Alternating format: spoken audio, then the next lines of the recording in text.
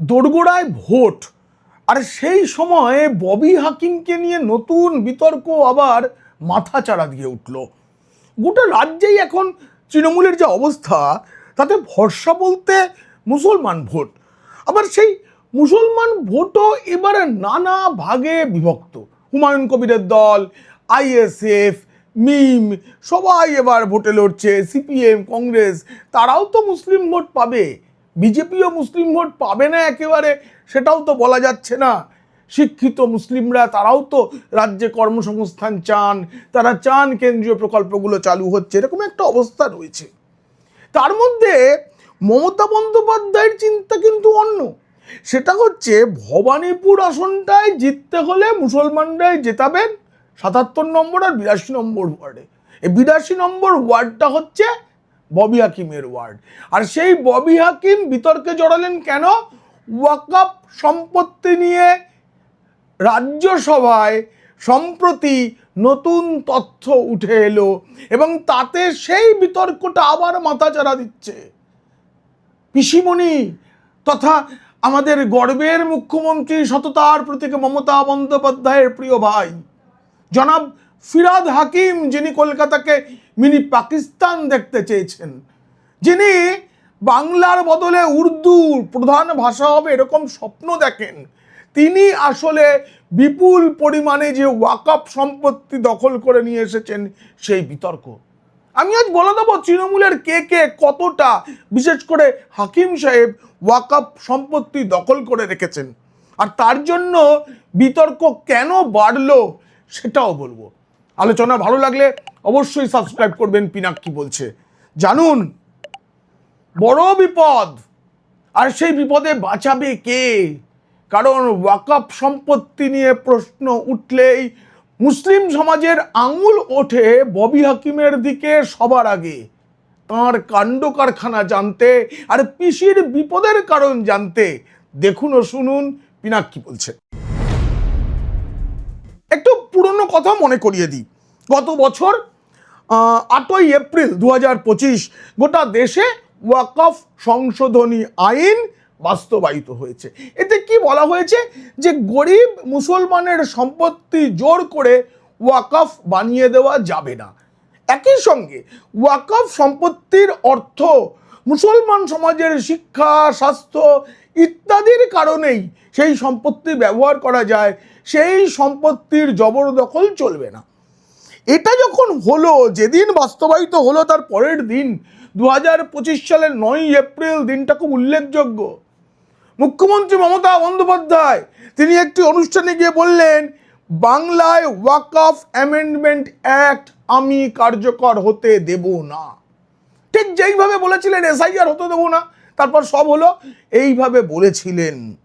একই সঙ্গে বলেছিলেন মুসলমানদের ডিভাইড অ্যান্ড রুল আমি হতে দেব না, মানে গরিব মুসলমানের ভালো হোক আর ধনী মুসলমান সাজা পাক।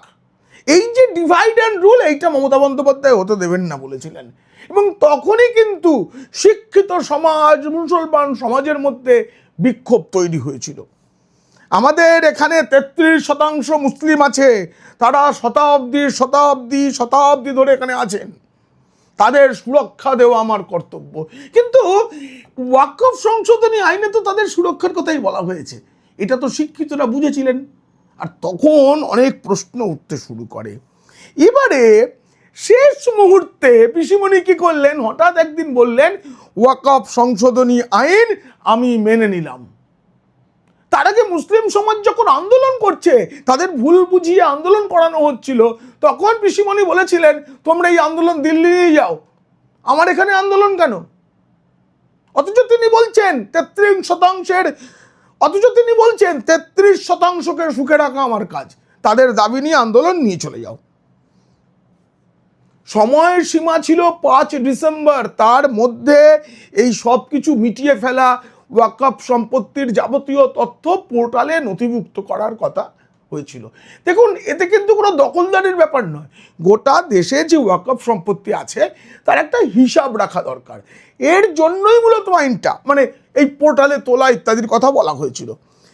5 ডিসেম্বর যখন শেষ তারিখ, তখন 27 নভেম্বর পিসিমণি সরকার নবান্ন থেকে জানিয়ে দেন যে রাজ্যের সব ওয়াকফ বোর্ডকে তাদের সম্পত্তির খতিয়ান উমিদ পোর্টাল, কেন্দ্র যে পোর্টালটা তৈরি করেছিল তার নাম উমিদ পোর্টাল, তাতে তুলতে হবে।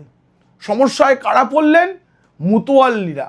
মুতোয়াল্লি মানে যারা এসব ওয়াকফ সম্পত্তির দেখাশোনা করেন, যাদের নিয়ন্ত্রণে থাকে, তারা তো মুশকিলে পড়লেন। 5ই ডিসেম্বরের বলা হচ্ছে রাতারাতি কি করে করা হবে এত কাজ।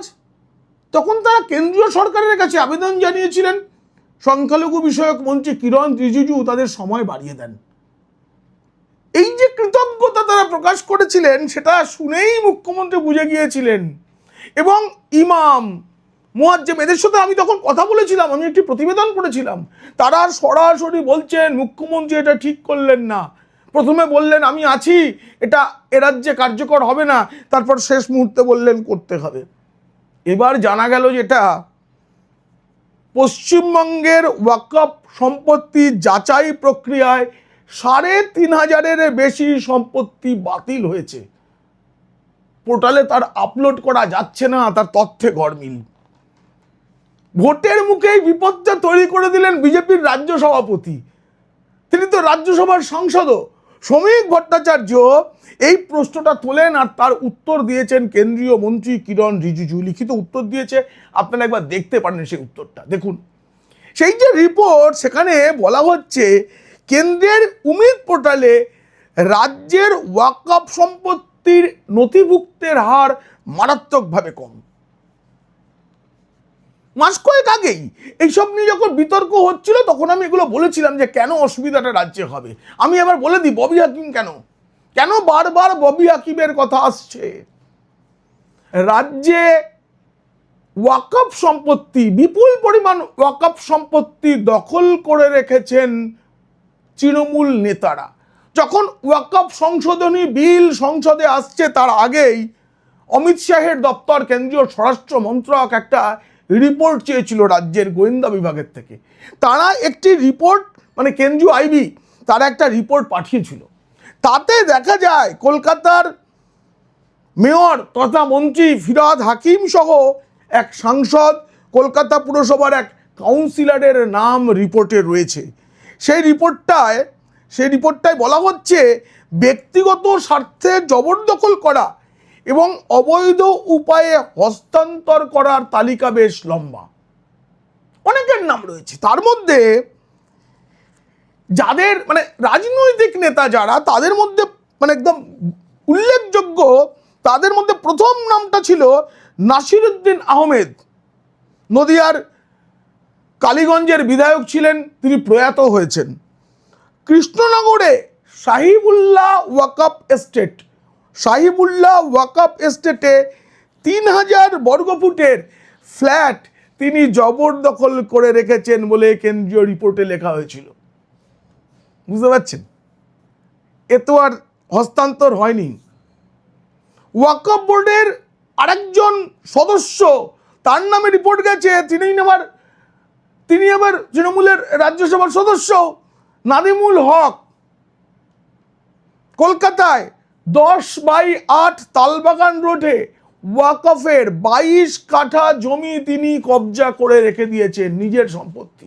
অথচ ওয়াকফ সম্পত্তি মানে গরিব মুসলিমের সম্পত্তি। যেমন করে হিন্দুদের দেবোত্তর সম্পত্তি হয়, সেখানে পূজা পাঠ ইত্যাদির জন্য ব্যবহার করা যায়, তেমনি কিন্তু সেটা একটা বিপুল পরিমাণ 22 কাঠা কবজা করে রেখেছেন নাদিমুল হক। এর পরের নামটাই ছিল দিদিমণির প্রিয়তম ভাই জনাব ফিরহাদ হাকিম। কলকাতায় স্বাধীন ভারতে কলকাতায় প্রথম মুসলিম মেয়র। কলকাতা পুরসভার 64 নম্বর ওয়ার্ডের তৃণমূল কাউন্সিলর স্বামী জাহান বেগমের নামও ওই তালিকায় রয়েছে। এবার একবার দেখি আমাদের মেয়র সাহেবের কাণ্ড। মহাবীরতলা মসজিদ থেকে আলিপুর পর্যন্ত বিস্তৃত জহুরা বিবি ওয়াকফ এস্টেটের 35 বিঘা জমি, তার মধ্যে ফিরহাদ হাকিম 5 বিঘার বেশি দখল করে সেখানে ব্যবসা করছেন। কিসের ব্যবসা? তিনি সেখানে একটা ওই মার্বেল পাথরের শোরুম চালান, তার স্ত্রীর সঙ্গে যৌথ ব্যবসা আমাদের মেয়র সাহেবের। কিন্তু তার তো সম্পত্তির অভাব নেই, কলকাতার মেয়র, তিনি একটু জমি টমি কিনতেও পারেন, কিন্তু ওয়াকফ সম্পত্তি ধর্মীয় কাজে বা সেবামূলক কাজে ব্যবহার হওয়ার জন্য, গরিব মুসলমানের জন্য ব্যবহারের 5 একর জমি দখল করে মার্বেল পাথরের ব্যবসা করেন জনাব ফিরহাদ হাকিম। আর শাম্মী জাহান, যার নাম বললাম, আর এক কাউন্সিলর, ওই হাজরা রোডে টিপু সুলতান গোরস্থানে তিনি জমি জবরদখল করে রেখে দিয়েছেন, গোরস্থানের জমি, সেখানে ব্যবসা হচ্ছে। কলকাতায় এরকম আরো অনেক সম্পত্তির হদিশ আছে, যেসব জায়গায় বহুতল তোলা হয়েছে এবং সেগুলোতে ফিরহাদ হাকিম সাহেবের সহমত ছিল, তিনি না বললে করা সম্ভব হতো না। অনেক মামলা চলছে এগুলো নিয়ে। ওয়াকফ সম্পত্তির ওপরে বহুতল উঠে গেছে, মেয়র পারমিশন দিয়ে দিয়েছেন। এখন কেন্দ্রের সংখ্যালঘু বিষয়ক মন্ত্রক ওয়াকফ সম্পত্তির নথিভুক্তকরণের জন্য যে উমিদ পোর্টাল চালু করেছে, তাতে বলা হয়েছিল সংশোধিত আইন কার্যকর হওয়ার আগে সমস্ত ওয়াকফের তথ্য নথি ওই পোর্টালে 6 মাসের মধ্যে আপলোড করতে হবে। তবে উপযুক্ত কারণ দেখালে ট্রাইব্যুনালে যেতে পারেন, সেখানে আরও 6 মাস সময় মিলতে পারে। তো প্রাথমিক সময়সীমা গত 6 ডিসেম্বর শেষ হয়ে গেছে রাত 11:59। এরপরে চলছে কাজ, এখনো চলছে, সময় দেওয়া হয়েছে। পশ্চিমবঙ্গের তরফে 23,091টি ওয়াকফ সম্পত্তির তথ্য পোর্টালে জমা পড়ে। কিন্তু মনে রাখবেন, পশ্চিমবঙ্গে কিন্তু প্রায় 85,000-এর বেশি ওয়াকফ সম্পত্তি রয়েছে এই রাজ্যে। এই যে 23,019টি ওয়াকফ সম্পত্তির তথ্য পোর্টালে জমা পড়েছে, তার মধ্যে 716টি সম্পত্তি যাচাইয়ের সময় অনুমোদিত হয়েছে, 161টি সম্পত্তি বাতিল করা হয়েছে। 17ই মার্চ পর্যন্ত প্রাপ্ত তথ্য অনুযায়ী পশ্চিমবঙ্গের 85,110টি ওয়াকফ সম্পত্তির তথ্য পোর্টালে নথিভুক্ত করার প্রক্রিয়া শুরু হয়েছে, যার মধ্যে 18,497টি সম্পত্তি যাচাই ও অনুমোদিত হয়েছে। বাকি 3,509টি যাচাইয়ের সময় বাতিল হয়েছে। তবে সময় আছে, 24 জুন পর্যন্ত সময় আছে। তখন তো রাজ্যে নতুন সরকার, তখন ফিরহাদ হাকিমদের তো এত বাড়বাড়ন্ত থাকবে না। কিন্তু ভোটের আগে যখন মুখ্যমন্ত্রী বলেছিলেন ওয়াকফ সম্পত্তি নিয়ে এখানে কেন আইন নিয়ে তোমরা আন্দোলন করছো, তোমরা দিল্লি চলে যাও, তখনই বিক্ষোভ হয়েছিল। ইমাম সাহেবরা আমাকে নিজে বলেছেন, আমরা নির্দেশ দেব যে তৃণমূলকে ভোট নয়, যারা আমাদের ডোবালো। কিরণ রিজিজু কেন্দ্রে মোদী সরকারের মন্ত্রী, তিনি সময় দিয়েছেন বলে আমরা বেঁচে গেলাম। তাদের মুখে আমি শুনেছি, আপনাদের শুনিয়েছি সে কথা। এখন ভোটের মুখে এই যে এটা আবার জানাজানি হয়ে গেল, নতুন করে ইস্যুটা এসে গেল। এখন তো যেসব রাজনৈতিক দল মূলত মুসলিম সমাজকে নিয়েই কাজ করছে, আইএসএফ বা হুমায়ুন কবিরের দল বা মিম, তারা তো এগুলো প্রচার করবে। আর তাতে না সবচেয়ে বড় চিন্তা, অন্য মুসলিম নেতাদের কি হলো আমারও তো চিন্তা নেই। আমার চিন্তা আমাদের গর্বের মুখ্যমন্ত্রী, সততার প্রতীক মমতা বন্দ্যোপাধ্যায়কে নিয়ে। 77 নম্বর ওয়ার্ড ভবানীপুরের মুসলিম অধ্যুষিত এবং সেখানে শিক্ষিত মুসলিমরাও থাকেন, তারা কি মেনে নেবেন?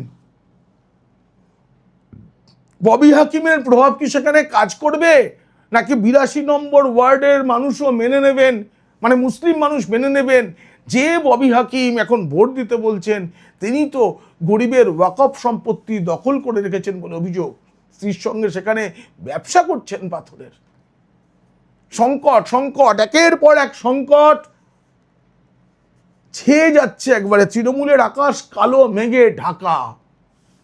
এসআইআর, নির্বাচন কমিশনের চাপ, ওদিকে ইডির মামলা যেখানে আইপ্যাকের তদন্তে বাধা দেওয়ার অভিযোগ, সব কিছু নিয়েই আমাদের মুখ্যমন্ত্রী বড় চাপে, তৃণমূল বড় কান্নায়। এই প্রতিবেদন কেমন লাগলো জানিয়ে অবশ্যই মন্তব্য করবেন। ভালো লাগলে বন্ধুদের খারাপ লাগলে শত্রুদের শেয়ার করবেন। আপনারা খুব খুব ভালো থাকবেন।